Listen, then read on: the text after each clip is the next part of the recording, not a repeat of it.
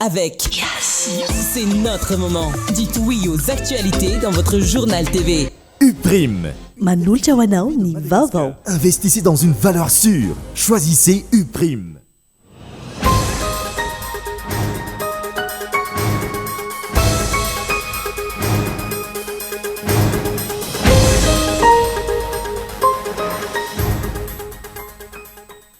Miroso amin'ny fampiaran-dalàna sy fanatsarana endrika ireo antim-panjakana samy hafa sika amin'izao fotoana izao. Tsy tokony hisy araka izany ny fanavakavahana ary tokony hapetraka ihany koa ny mangarahara. Mangataka ny fitsarana noho ny fanadihadiana momba ny raharaha namoizana ny zanany sy ny havany ray aman-dren'ireo tanora namony ainy embolana teo aorian'ny tranga fanabozinana ara-tsakafo teny Ambohimalaza. Noraisin'ny Premier Ministre lehibe ny gouvernement teny Mazoarivo ireo préfet manerana ny Madagasikara sy ny ministra ny fitsinjaram-pahefana. Fionan'izay nifantoka tamin'ny toromarika hanatsarana ny fomba fiasan'ireo préfet sy ny fifandraisana amin'ny primature. Nahitana fiakaran'ny vidiny enomby raha ny eto Antananarivo ka mampangina ny tsena amin'izao fotoana ireo mpivarotra tranga izay mitovitovy amin'ny zava-misy amin'ny faritra maro. Anovelany nanolotra prix Nobel de la paix ho an'ny filoha Amerikanina ny lehibe ny fanoherana venezueliana nandritra ny fivoriana tao Washington na omaly ny antsy prix an'izay.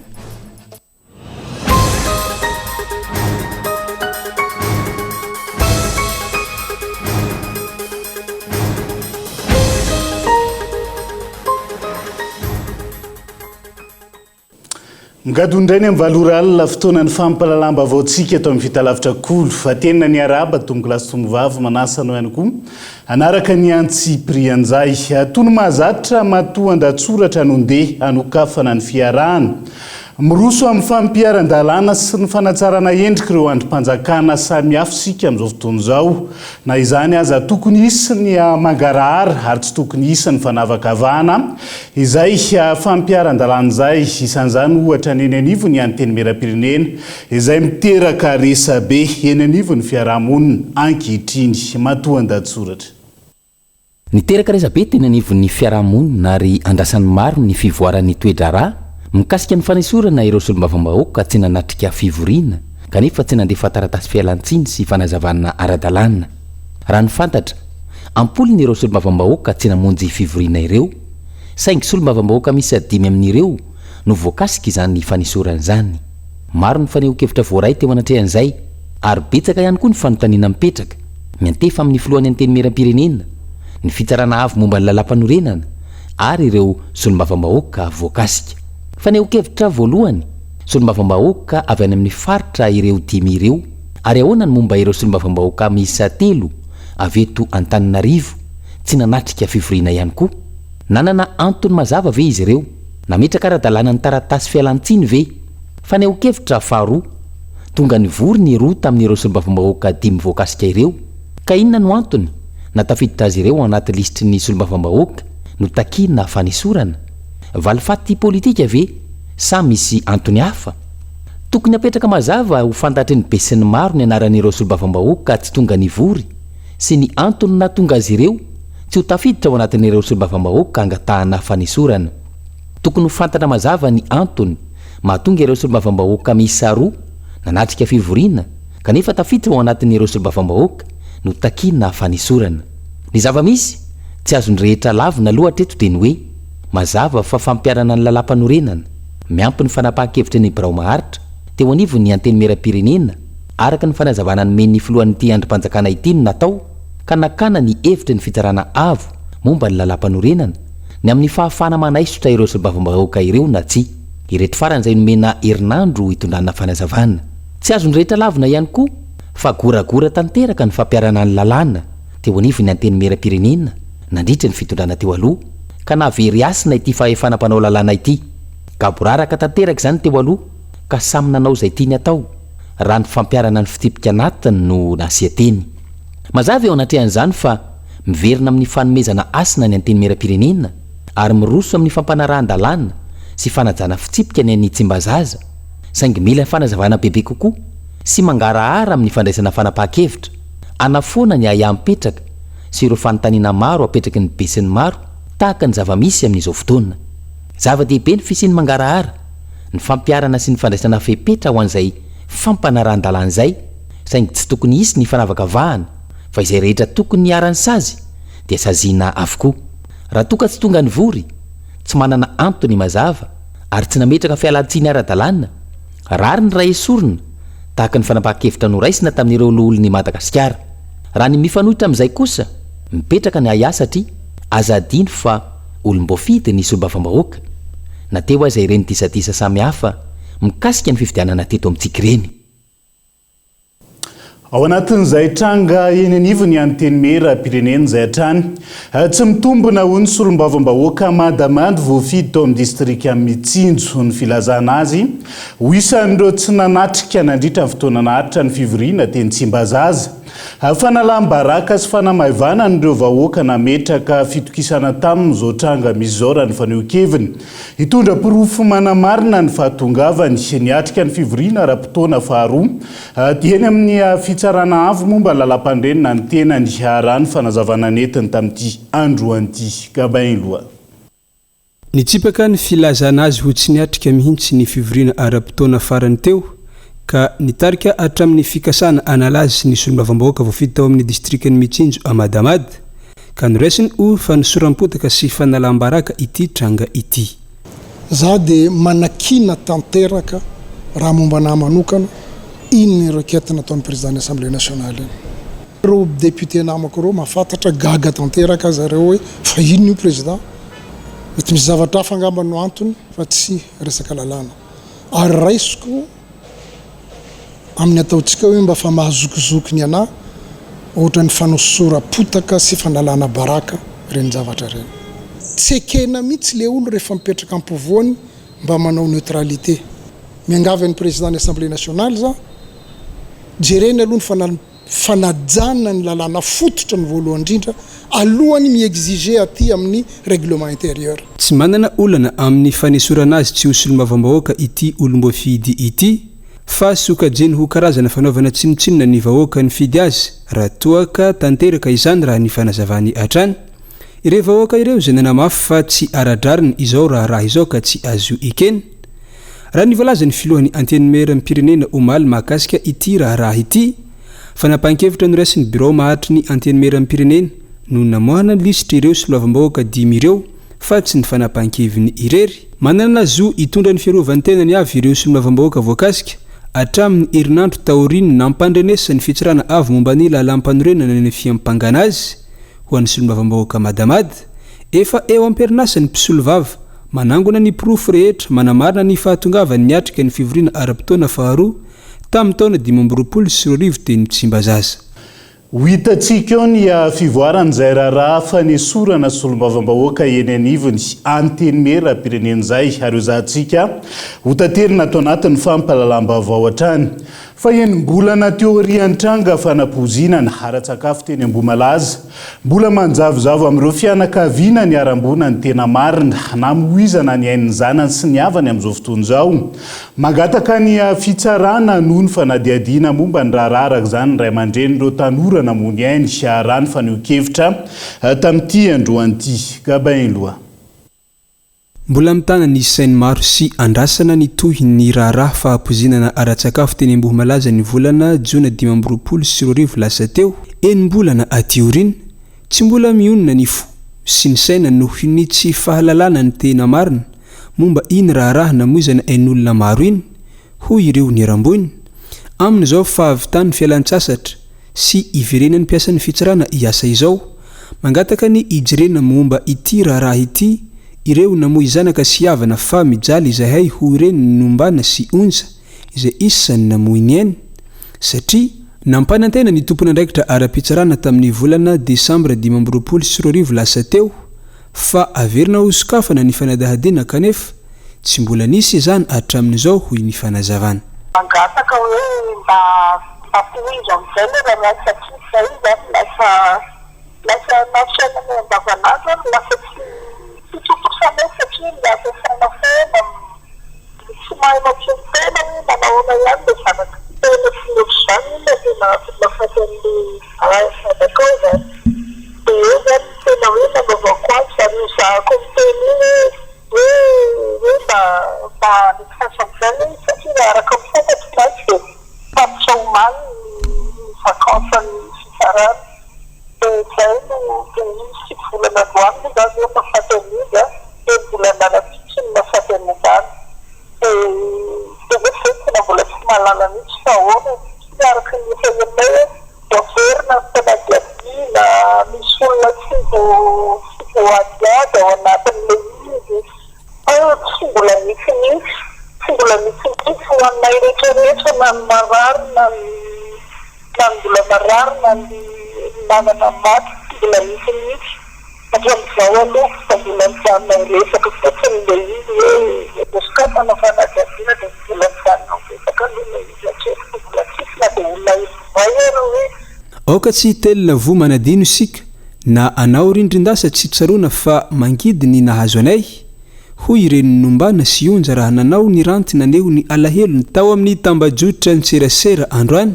sarobidy ny aina ary tsy ho avela vermaine na ny rahalatsaka marobe hijoro hatramin'ny farany aho ho an'ireo zanako hiady ny rarina ho hiatrano ny renin'izy mianadaha ireo fifandraisan'ny Madagasikara amin'ny any ivelany tsy tokony ampitahotra intsony ny fiaraha-miombonantoka iraisam-pirenena noho ny finiavan'ny filoham-panjakana hanokatra ny diplomasia malagasy amin'ny any ivelany ho mpamakafaka raharaha-pirenena fampiasam-bola mangarahara mitaky fepetra sy fenitra ary mikendry vokatra ho an'ny rehetra izay mahasarotiny ny fitondram-panjakana ankehitriny tsy aro rasoarvelo manao lara-pameana ny famerenana ny fifampitokisana iraisam-pirenena ny fitondram-panjakana amin'izao fotoan'izao fiaraha-miombonantoka sy fampiasam-bola mikendry vokatra mitaky vokatra mivaingana ny firenena malagasy amin'ireo mpamazy vola iraisam-pirenena tsy fampanantenana fa asafetrany raha fitiana ny lahaten'ny filohampanjakana tany Abu Dhabi fepetra entitra sy modely anasongadinana ny diplomasia malagasy zany ho ny mpamakafaka raharam-pirenena manoloana zany ny resaka fiaraha-miombonantoka iraisam-pirenena izay tsy nangarahara sy natahorany malagasy teo aloha ny faneho-kevitra rehefa manao fiaraha-miombonantoka ianao dia samy mahazo tombony ary sarotiny amin'izany ny filohan'ny fanavaozan'ny repoblika sy ny prime ministre ny gouvernement amin'ny ankapobeny zay zany le tena zava-dehibe zany tsy tokony hatahotra ho antsika mihitsy fiaraha-miombonantoka iraisam-pirenena fa ilana famatorana ilana hazo-damosina ary manana an'izay fa indrindra ihany koa zany ny fangaraharahan ny fitantanana rehefa misy fampiasam-bola zany dia tsy hoe zarina ny malagasy hoe ny fanjakana dia manome tena tsy zay mantsy ilay izy ary malagasy tena miandrandra an'izay hoe ny fanjakana manome dia mangataka ny malagasy fa ny vahoaka malagasy nefa ny olom-pirenena no micontribue mandrotsaka hetra zany dia ny fampiasam-bola amin'izay amin'ny ankapobeny zany tokony miteraka n'ilay fandrosoana zava-dehibe ny fanaovana lasitra ho an'ny fampiasam-bola sy famatsiam-bola iraisam-pirenena izay nirosoan'ny governemanta ankehitriny tao anatin'ny roa volana izay raha ny faneho-kevitra hatrany anisany afapo tamin'ny fifampiresam-piaraha-miasa amin'ny firenena malagasy ny FMI fa nararoatra zany tsy ahafahany any ivelany manao tsindry sy mifehy antsika raha ny faneho-kevitra zareo zany zao dia nisany afapoa tamin'ny fifampiresana tamin'ny filohan'ny fanavaozan'ny repoblika sy ny prime ministre ary ministre ny vola satria ny zava-misy teo aloha zany raha tadiditsika angambany dia nalaza tamin'ny fitondran'ny telo hoe fofom-bola fa mandeha fofom-bola tonga dia mirangorango fa tia ndray zany dia tena nametraka hoe dialogue fa talonga tsy manana tetika asa sy programme akory ary zany ny fandarana asa le fidorana fa ny mpamatsy vola indray miteny hoe tia misy an'ity enveloppe ty ato afaka matsy vola ohatr'izao dia faly fotsiny anaiky an'ilay vola be fa le vahoaka misitro-potaka miroboka anaty fotaka zay le hovahantsika amin'izao fotoana zao tsy mora mbola roa volana fa ho makantsika fanjakana mijoro maro toerana malagasy mandray andraikitra matsiaro hoe tompony Madagasikara zay le tena fanavaozana zao fa tsy hoe ny vazaha no mifehintsika na vita fifanaovan-tsony ny mpiara-miasa maro i Madagasikara nandritra ny herinandro ny fampandrosoana lovanjafy eny amin'ny 24 tany Abu Dhabi raha tsy aivina ho tonga eto amintsika ireo mpiara-miombonantoka anatanteraka ny fifanarahana izay ilana ny fahaiza mitantana sy ny fangaraharaana ahazona vokatra mivaingana ho an'ny fanarenana ny firenena ho hiatra ny mpamakafaka raharam-pirenena miresaka an'izay fifandraisan'ny Madagasikara amin'ny any ivelany izay hatrany manatanteraka fijidiana arak'asa ao amin'ny repoblika ny Afrika Atsimo ny filohan'ny fanavaozana ny repoblika amin'ny Madagasikara ny koloniely Randrianirina Mikael amin'izao fotoana izao nandritra izany no nandraisan'ny filoha afrikanina tatsimo Cyril Ramaphosa azy nanomboka ny taona 4 no ny orena ny fifandraisana ara-diplomatika teo amin'ny firenena rotonta ary nisy ny fifanaovantsony fifanarahanm-piaramiasa maro isan'izany teo amin'ny sehatra ny fitaterana anabakabaka mivarotra amin'ny alalan'ny fitaterana an-dranomasina ary ny fiaramiasa eo amin'ny sehatra ny siansa sy ny teknôlôjia. Fanoraisiny Prime Ministre lehibe ny gouvernement teny amin'ny lapany mahazo arivo ihany koa tamin'ity androany ity ireo préfet rehetra manerana Madagasikara sy ministra ny fitsinjaram-pahefana. Mifantoka tamin'ny toromarika hanatsarana ny fomba fiasan'ireo préfet sy ny fomba fifandraisana eo amin'ny primature sy ireo préfet rehetra ny fionany hametrahan'ilay fanjakana manakaiky vahoaka. Tojondrina Tahiry. Fotoana nanamafisan'ny préfet rehetra ny toky sy ny fahavononany amin'ny asa mahasolo tena mpanjakana eny amin'ny vahoaka ifotony hifanaraka amin'ny fanovana misy eto amin'ny firenena androany. Tanjona ny ametraka fitsinjaram-pahefana miabo ka nambaran'ny Prime Ministre fa mitaky ny fanatanterahana ny asa ampahantsorana sy ampahamarinana ary ny ady amin'ny kolikoly izany. Manakaiky ireo préfecture sy manaramaso ny zava-misy eny amin'ny faritra tsirairay ny Prime Ministre hoy izy tanjona ny amerina amin'ny laoniny ny fahefam-panjakana eny amin'ny farim-piadidina tsirairay. Ny solotenan'ny préfet izay nilaza ny fahavononany amin'ny fiaramiasa eo amin'ny rotota ka mitady ny fanohanana amin'ny mampiay azy ireo ny primature. Dia noararotina koa zay fotoana izay mba afahana mandray ny toromarika satria moa ny amin'ny mahasolotena-panjakana anay dia solotenany Prime Ministre lehibe ny gouvernement izay any amin'ny farim-piadidina izay andreketana ihany dia tamin'izay no nanomezan'ny toromarika mazava ny amin'ny amerenana ny fahefam-panjakana republikana voalohany indrindra fa ny fanatanterahana ny asa kosa dia ataontsika ao anatin'ny fanarahana ny lalàna ao anatin'ny fahitsiana sy ny fahamarinana zay no ndresahany teo ary atao vaindohan-draharaha ny fisinina ny bonne gouvernance moa zany na ny fahaiza mitantana zany ka hiadina amin'ny kolikoly fanajana ny mangarahara sy ny zon'olombelona. Anisan'ny noraisin'ny Prime Ministre androany ihany koa ny solotenan'ireo tanàn-dehibe eto Madagasikara votoatin'ny fianana teo amin'ny rotota ny hijerena miaraka ny vahaolana amin'ireo fomba fiasa teo aloha izay sakana mampisatra ny fandianana haingana isan'izany ny fitadiavana izay fomba hifanampiana manoloana ireo olana sedrain'ny ben'ny tanàna eny amin'ny tanàn-dehibe ny fampidirana sy ny famoahana ary ny fampiasam-bola ny fanampiana ny ezaka ataon'ny commune ny fanamorana ny dingana rana amin'ny famoaham-bolan'ny commune eny amin'ny tahirim-bola-panjakana. Vaovao ny fampianarana nasiana fanitsina ny tetiandro ny fanadina-panjakana ka hivoaka amin'ny herinandro ho avy izao ireo daty ofisialy hanatanterahana ny fanadina-panjakana raha ny fampitambavao avy eo anivo ministera ny fanabeazam-pirenena androany ankilan'izay miroso hatrany ny fametrahana paikady hanatsarana ny kalitao ny fanabeazana ka tontosa ny fifanaovantsony mpiaramiasa amin'ireo mpiaramiambonantoka samihafa. Rina Fitiavana. Niteraka resabe sy fitarenana maro ny mahakasika ny tety-androm-panadina-panjakana CEP sy BEPC izay nivoaka tao amin'ny pejiny ministera ny fanabeazam-pirenena tamin'ity herinandro ity ka nofaritana fa amin'ny 17 jolay ny CEPE ary 17 hatramin'ny 30 jolay 2024 ny BEPC raha toy iray volana mialohan'izay ny andro ny 20 jona ny fotoam-pialatsasatra lehibe.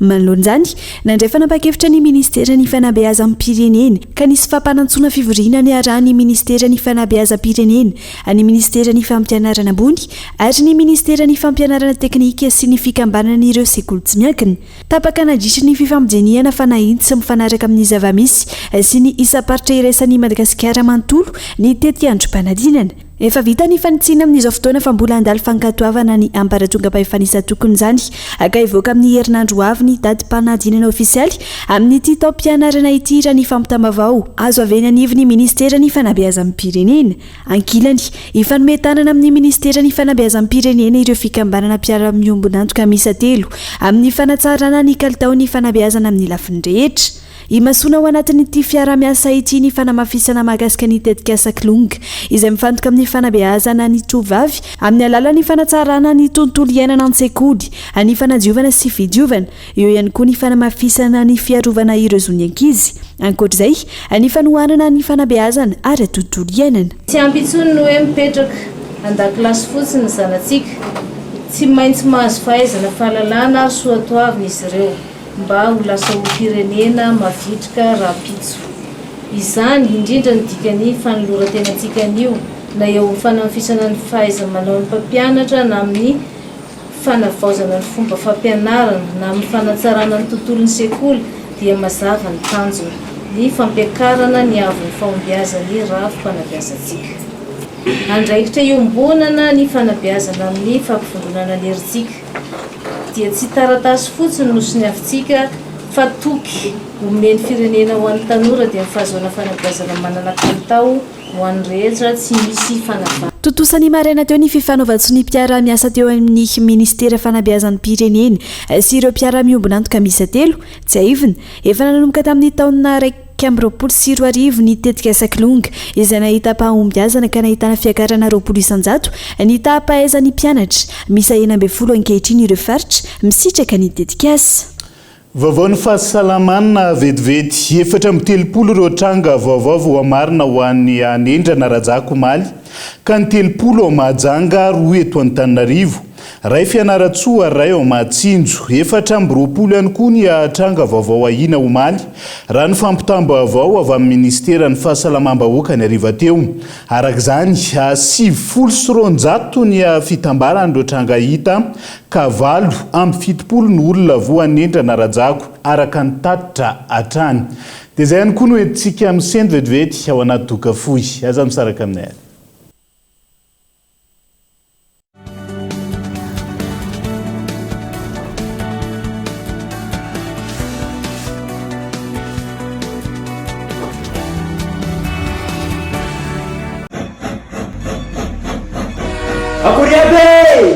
Avy amintsika manankaretoa rong tranombarotra lehibe indrindra eto Madagasikara. Ampitan'ny Ekara Saint-Vincent de Paul Tanambao izy zany ao. Fanaka, TV, speaker, finday, électroménager, solosaina, imprimante, outillage, fampiaingona tragno, fikarakarana volo, moto, bisikleta, tuk-tuk, kilalao.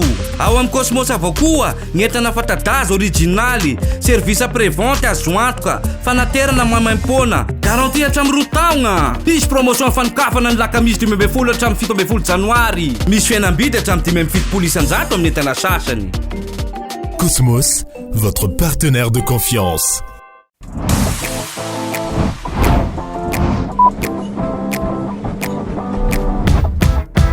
Atombohy ampilaminana ny andronao.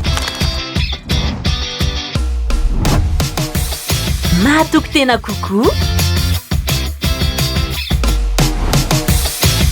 Foana ny ayay, miainan-kahalalahana. Malefaka, mitroka tsara, mampahazo ainy. Perfit, mampilamina anao amin'ny fotoana rehetra. UPRIM, Université privée de Madagascar. La formation à distance de l'UPRIM, pratique, fiable, efficace. Étudiez à votre rythme, où que vous soyez et quand vous voulez. Vous êtes en quête d'une promotion professionnelle? Vous êtes fonctionnaire visant un reclassement? Vous pouvez travailler et étudier en même temps pour viser votre diplôme à travers le téléenseignement de l'UPRIM. Licence, Master 1 et Master 2.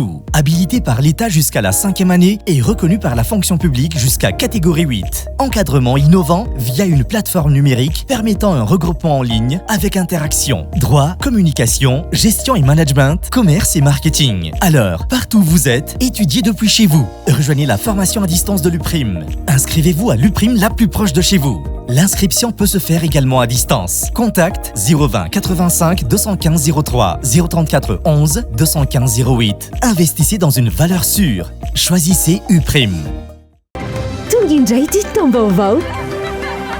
Izaraina iafaliana aminao, bebe coucou. Ampifandray anao amin'ireo olona akaiky anao.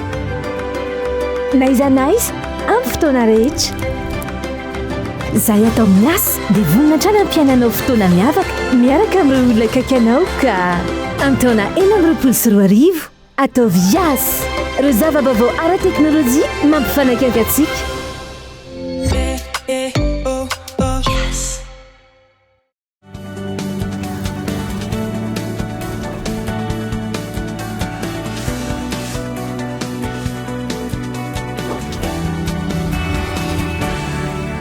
anoizantsika ny tapany faharoa amin'ny fampalalambavao amin'ity ala ity nanomboka androany ny fanaovantsonian'ny fekevitry ny fifanarahana politika izay notontosaina ny 20 hatramin'ny 5 desambra lasa teo izay nandraisana antoko politika manodidina ny 20 anjara tsy miova ny fitakiana dia ny anafoanandreo androm-panjakana rehetra sy ireo rafitra tsy mahomby eto amin'ny firenena raha ny fanazavana tamin'ity androan'ity Entsora Soary Malala. Totosandroan'ny fanaovan-tsonian'ny fekevitry ny fifanarahana politika izay nikarakara ny kafim na ny komity ny fanavozana ifotony any Madagasikara sy ireo mpiara-miombonantoka hafa fekevitra mahana ny olany firenena natao ny 12 ka hatramin'ny 15 ny volana desambra lasa teo izay nahitana antoko politika manodidina ny 20 tsy tapitra androan'ny fanaovan-tsonia ka mbola tsy voafaritra mazava ny sareo andray anjara amin'izany raha ny fanazavan'ny filohan'ny kafim. Androany no daty voatondra na dia fantatsika hoe somary efa ray volana teo zay no nataperana ilay fotoana nanaovana an'ilay fakakevitra dia nentsona an'ireo namana rehetrarehetra zany izay nandray anjara tamin'iny asizy iny misokatra ihany koa nefa ho an'ny tsy nandray anjara satria misy hitantsika zao hoe tsy tonga nandray anjara tamin'ilay asizy fa nametraka fialantsiny fa tonga ry zareo zany manao soni sahala amin'izay koa dia misy ireo namana mbola andalana satria misy antoko politika zany any amin'ny faritra ny foibeany dia fandalana ihany koa zany natateraka n'ilay soni dikan'izay zany mbola misokatra ilay fanaovana soni zany fa tsy hoe tapitra eto androany. Tsy miova ny fitakiana izay natao teny an-kianja dia ny anafoanana ireo androm-panjakana rehetra sy ireo rafitra tsy mahomby eto amin'ny firenena eo ihany koa ny famerana mazava tsara ny fepotony teteza mita mba tsy fanangonan-karena toy ny nataony ny fitondrana teo aloha raha ny fanazavana. Ny arahana antaky teny an-kianja dia ny hoe fanafoanana ny androm-panjakana rehetrarehetra eto amin'ny firenena sahala amin'izany koa ny lalam-pandroenan'ny repoblika fahefatra satria ny zavatra misy moa zany dia miova tanteraka amin'izao fotoana izao lasa hoe fanalana député vitsivitsy fanalana mpikambany antenimieran-doolona fanoloana ny lehibe-antseny sy ny maro samihafa dia ohatran'ny hoe verina hoe mety zany le izy ho anay kosa dia izay zany dia tena mitazona ny zavatra ny fanarahana teny an-kianja tsy izany mihitsy ny fanarahana teny an-kianja fa ny fandravana ny institution rehetrarehetra dia mbola mitazona an'izay zao zay satria izay ny mbola mahabe resaka eto amin'ny firenena amin'izao fotoana izao ohatran'ny miova tsy araky ny fanarahana ilay resaka fanovana. Anisan'ny tafiditra ao anatin'ny fekevitra ihany koa ny lalam-pividianana dia ny amerenana ny andraikitra amin'ny ministera ny atany ka petraka ny rafitra mpanara-maso na ny organe de contrôle na manangana voamera manokana amin'sana fividianana na ny commission électorale spéciale mahalo tena sy tsy mitanila andraisan ireo kandida milatsaka ho fividianana filohampirenena anjara ny fanendrena ny mpikambana anatiny raha ny fanazavana hatrany.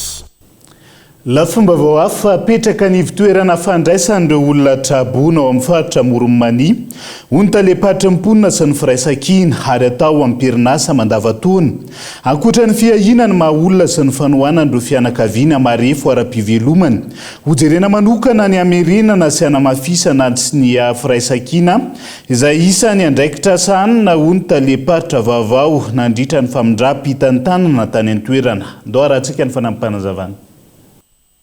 Ananganana ny atao hoe centre d'accueil d'urgence satria eto Moromani dia fantatritsika fa be ny tranga miseho ho an'ny olona marefo matetika tsy hita ireo havana tsy hita ny toerana asinan'izy ireo ohatra hoe tsy salama ilay olona dia rehefa avy raisiny ao amin'ny fahasalamana dia tsy hita hoe hoaiza ny olona ny mipetraka na ho karakaraina ohatr'izany koa ohatra hoe ireo zazavery ireo efa manana moa zahay ny atao hoe trano afaka apetramonina fa ny fampitaovana sy ny ara-materialy sy ny arak'olona angamba no tena hoe hojerevana fa misy matoka fa tsy sarotra tanterahana izay fa finiavana fotsiny angamba no atao.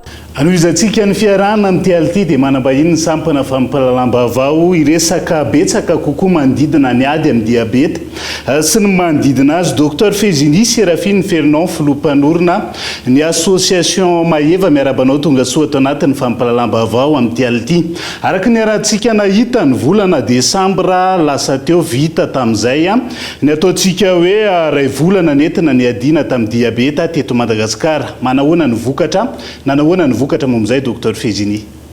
miarahaba ny Yves Richard, miarahaba ny mpanaraka ny vaovaon'ny Kolo TV rehetra. Ie, tontolo soamantsara tokoa iny ray volana ny adina tamin'ny diabète iny a. Maro ny tena liana, tena maro indrindra nareo tany amin'ny faritany, dia maro moa zany tsy afaka nakaty. Fa zay afaka nefany a dia isaorantsika an'Andriamanitra satria nahazo tsara n'ilay fampianarana zay neritreretina nomena, tsy nisy ny sampona, nahazo tsara ny glucomètre zay nozaraina ary nampianarana ny fomba fampianarana azy teo amin'ny 500 teo eo zany reo diabetika reo no tonga teo. Ka noho izay antony hoe maro zay a ny tsy afaka nanatrika an'iny fampianarana iny a, dia nanapa-kevitra zany ny association hoe asiana tohiny ny ezaka ady amin'ny diabète iny. Ao anatin'izay tohiny lay ataontsika hoe action nentinareo tamin'ny taondazy zay Docteur Fizini, manahoana zany, inona lay zavatra ho atao ho an'ny taona 2024, manahoana ihany koa ny fanentanana satria niresaka ianao fa maro ny olona tsy afaka nanantona kanefa mila an'izay satria ny ady amin'ny diabeta tsy vita ao anatin'ny ray andro. Ie, ny ankamaroan'ireo tonga aloha zany a dia ireo olona efa manaraka traitement amin'ny diabète zareo any amin'ny mpitsabo azy a, fa tsy tafavoaka ilay traitement, tsy mety tafiditra anaty fourchette normale ilay tahan'ny siramamy, dia avy eo koa le zavatra manaintaina sy mampijaly be dia be zany a tsy afaka. Ary ireo le mba naniry ny ho avy aty zany nanatrika ny zavatra iny a, dia mitovy amin'izay ihany koa, dia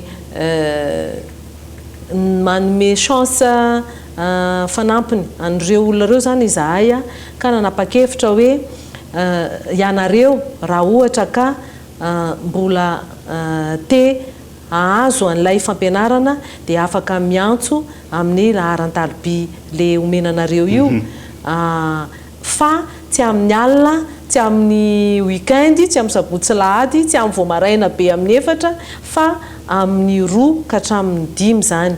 Ao anatin'izay fotoana zay zany a no mpitanay aminareo ny zavatra tokony atao, somary omeko ambangivangony kely. Ie, satria ny fitsaboana ny diabète zany a égale mila tafiditra anaty fourchette normale ilay tahan'ny siramamy, zany hoe 4 à 6 millimol eo zany izy, millimol par eo izy ny tsy manimba, eo izy ny tsy mitarika an'ireny le olana isan-karazany reny. Dia mila tsaboina ihany koa ilay aretina na zavatra nampatonga ny diabète iny tafiditra tao, dia ampahafantarina zany hoe mety zao zany.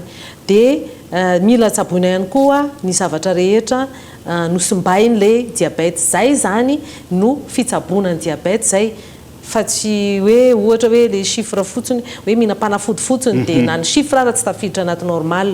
Dia misy zavatra eo amin'ny 20 eo zany a tsy maintsy atao atongavana amin'izay, dia tany saiko aloha io a, fa ny fomba fanatanterahana azy zany a no afaka hapasoko aminareo. Dia indrindrandrindra zany a ny fampiasana n'ilay glucomètre, ny fihinanana ny super aliment, ny sakafo araka ny tokony ho izy, fanatanjahantena araka ny tokony ho izy, ny torimaso, ny fanesorana ny facteur de risque cardiovasculaire, fitsaboana ny aretina rehetra ao, indrindrandrindra hoe mba tandrify ilay fanafody hohanina, satria maro tamin'ireo olona reo iva no tsy tandrify akory n'ilay fanafodiny, dia zay no olana tamin'ilay olona ihany koa. Ankoatran'ireo olona mety hoe mangata-panazavana amin'ny alalan'ny findaisiny maro hafa, Docteur Fizini, ho an'izay ty anantona amin'ny vantana ihany koa, tsara mpahafantarina aiza moa no misy ny association Maheva? Analamahitsy 20 mètres avaratra andrefany station d'essence Total. Misy trano mavomavo zay a, étage anankiray, amoron-dalana, amoron'ny arabe, misy labasy ngeza be izy misoratra hoe association Maheva. Rehefa tonga amin'ny station d'essence Total nareo a dia efa namany tonga. Ankasitrahany Dr Fezini Serafine Fernand filoha-mpanorona ny fikambanana maheva tao anatin'izay fampafantarana bebe kokoa ny diabeta sy ny manodidina azy izay. Fa la fomba voafa nahitana fiakarana ny vidiny enomby tamin'ity ataon'ity raha ny eto Antananarivo ka mampangina ny tsena amin'izao fotoana ireo mpivarotra ho an'ireo faritra hafa. Isan'ny olana eo amin'ny tsena ny enomby ny fahavitsin'ireo mpivarotra hoarina mpivarotra henan-kisoa. Andao arahantsika ny antsiprian'izay. Manodidina ny telopolo isa eo ny omby vonoina isan'andro ao amin'ny laboratoire Odego. Omby avy any amin'ny faritra Diana no entina ao an-toerana mba hanampiana ny mponina ao an-tsiranana. Naomby eto Odego zegny entre Dego de tegna plupart efa commence zao zegny naomby sasasatry nety mihoatra mandeha ambanja be mbanja. Manomboka amin'ny 10 maraina efa mikarakara ireo hena ho amidy ao amin'ny laboratoire ireo mpivarotra efa miparitaka manerana ny tsena ny enomby raha vao tonga ny amin'ny 9 maraina.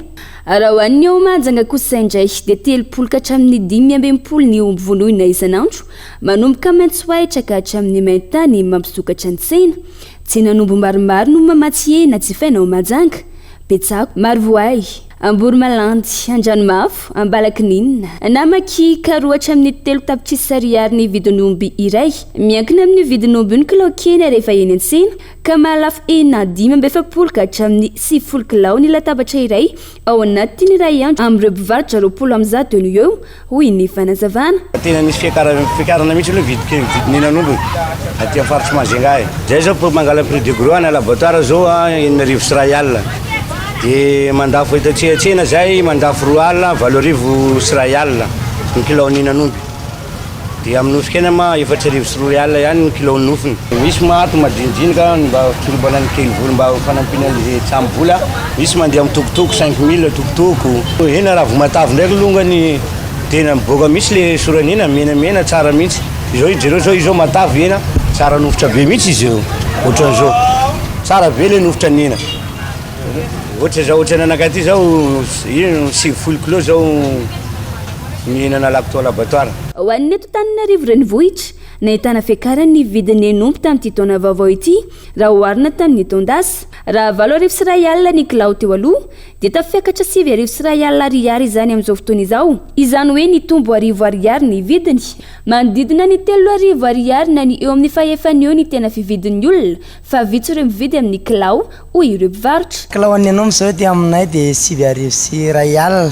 Ny niakatra aloha zany izy ny tena marina tamin'ity taona vaovao ity izy efa niakatra 7 arivo sy 1. Zany hoe samy manana ny vidiny raha tony izy zao vala 7 arivo sy 1 dia reny izy 2 arivo sy 2 alina reny miantona reny. Misy taolany ty ambany ity dia ry tsisy taolany. Misy taolany zany 2 arivo sy 2 alina ny kilaoany dia ny mifangaro izy fa 7 arivo sy 1. Tsena omby zao ty aminay ohatsy mangingina omby ray zao mbola hitanareo amin'izao izy zao. Zay mamono omby ray isan'andro zay. Zany mandeha any amin'ny laboratoire izany tena marina dia andro foana maka dia mamono ray isan'andro. Raha ety aminay aloha zao dia fefany 3 arivo sy ny karazany fa tsy dia misy hoe tena manao atsasa sy ny karazany ety aminay. Tahaka izay ihany koa dia mangina ny tsinan'omby ao Morondava noho ny fahasahirana ny mponina. Eto Morondava manokana zany dia tsena tena hitanao hoe tsy mandeha mihitsy dia resaka tsena zany amin'ny sahirana vola dia vidy zany fa fefany atsasany farafabetsany zany 7 arivo sy 1 alina. Raha ny fanadidina natao mahakasika ny fanjifana ny enomby ho an'ny eo amin'ny renivohitry ny faritra Vakinankaratra dia tsy karitra fa vitsy ireo mpivarokena any an-toerana. Antony maro no mahatonga izany raha ny fanazavana miovaova ihany koa ny vidiny. Ny enomby zany raha mikasika ny ato an-tsena sabotsy indray tsy dia misy ny enomby satria ao anatin'ilay fanse enomby zao somary vitsivitsy ny enomby miakatra eto an-tsena sabotsy. Raha ny tena manina atao hoe tsy ato ny omby eto an-tsena sabotsy. Fivarotan'ny enomby zany zao 2 alina eo ny kilao an'ny enomby 7 arivo sy 1 alina. Zay zany safidiko hoe tokony varotra enomby fa noho ny tsy fisian'le enomby dia miaina amin'ny zava-misy. Ny avy any andreny mihitsy ny tsisy. Raha ny tena manina zany tsy misy mihitsy eto amin'ny ampovoantany zany fa tsy maintsy makany amin'ny faritany ny enomby miditra eto Antsirabe. tsy mitsahatra midina ihany koa ny isan'ny omby vonoana matsinina ny vahoaka ny toliara noho ny alafo ny vidin'ny omby eny an-tsena sy ny fasahirana ny vahoaka raha ny fanazavana trany miankina amin'ny alavira ny toerana hividianana ny omby no mamaritra ny vidiny eny an-tsenan'omby ka iny indray no mamaritra ny vidiny hividianana ireo patron'omby izay vao tonga any amin'ireo mpivarotra hena isaky ny tsena any amin'ireo distrika ivelan'ny toliara avokoa no mividy omby ireo mpividy na ireo mpivarotra omby ao toliary. Kalia omby taloha zany ny maty ny maro tamin'ny laboratoire tao henan'izao fa vitsy sa hoe olo tsy manandrala tsy misy la manaky taloha misy 20 sivapolo manaka am'izay sa hoe misy vola masaky mividy hena le olo masaky mividy folokilo aminan'izao ny fahefana avao mandeha manombokelokely maray fahefana avao. Ny tsenany anomby sy ny manodidina azy tamin'ireo faritra maro eto Madagasikara inezahana na ravina tao anatiny iny hafanadiadiana na raha tsikiny. Fa mila fanohanana ny tantsaha hoy ajo andriany anarivelo tokony ho tsapantsika rehetra hoy izy fa fototry ny fiainana sy ny fampandrosoana ny firenena ny fambolena sy ny fiompiana. Nazo fampitandremana amin'ny lokomena amin'ny fahabetsahany rotsakorana ny faritra maro eto Madagasikara. Laza ny tale general ny jirama teo aloha fa faly izy raha andeha satria tsy misy délestage intsony. Santionandreo vaovao nisongadina atao amin'ny page Facebook ny vaovao ny Cool TV tamin'ity androan'ity. Ireto ndray ireo vaovao nisongadina atao amin'ny page Facebook ny vaovao ny Cool TV tamin'ny androany ity. Mila ampiasaina ny teknôlôjia anatsarana ny farimpiainan'ny malagasy no sady anamafisana tsikelikely ny fahaleovantena ara-tsakafo.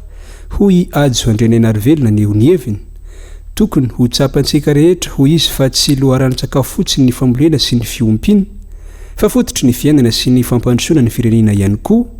Ilaina arak'izany ny fanohanana ny tantsaha, ilaina ihany koa ny politika maharitra sy ireo tetika asa moderna mifandraika amin'ny fanodenana sy ny fanatsarana ny vokatra mba ho fomba fiasa mifanaraka aminy noho izy ho hiatrany ny fanambarana.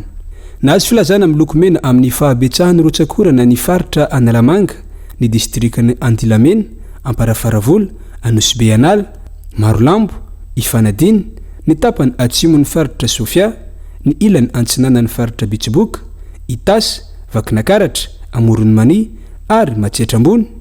Ho betsaka kokoa arak'izany ny rotsakorana amin'ireo toerana ireo manomboka androany zoma 12 janoary 2024.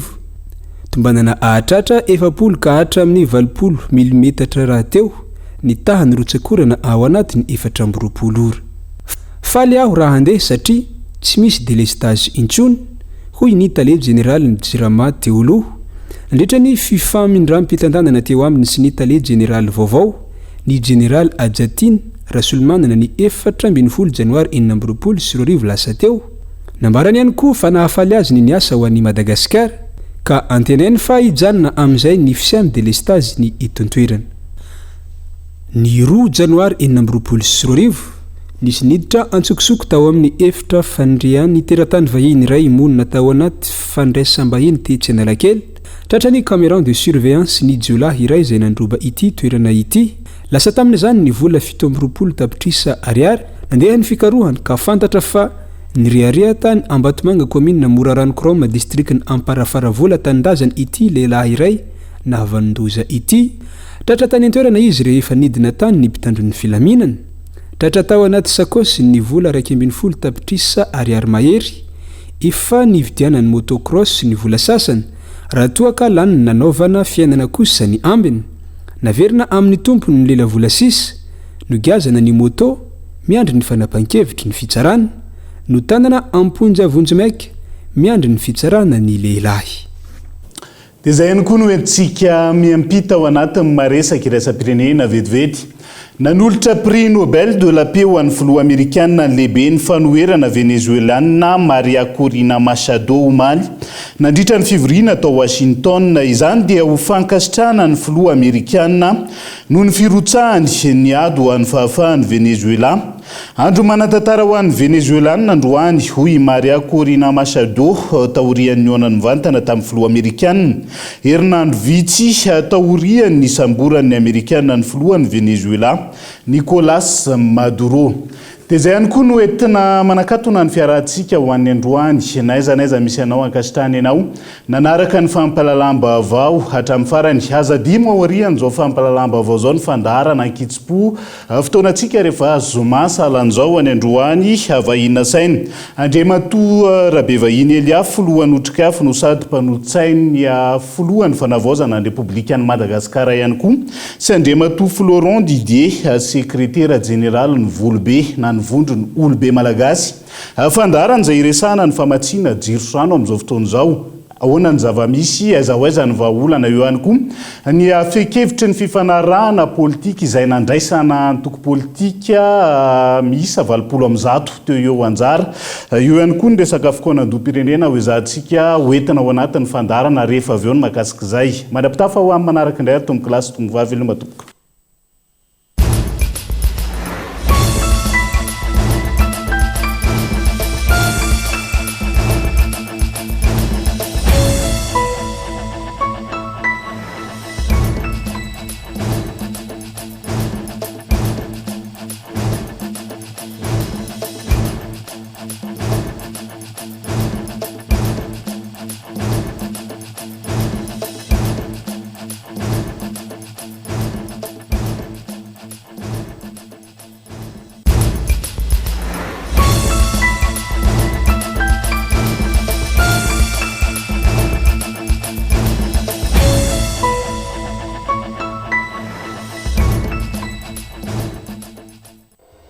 Prime. Nanolotra ho anao teo ny vaovao. Investissez dans une valeur sûre. Choisissez Uprime. Avec Yassine, c'est notre moment. Dites oui aux actualités dans votre journal TV.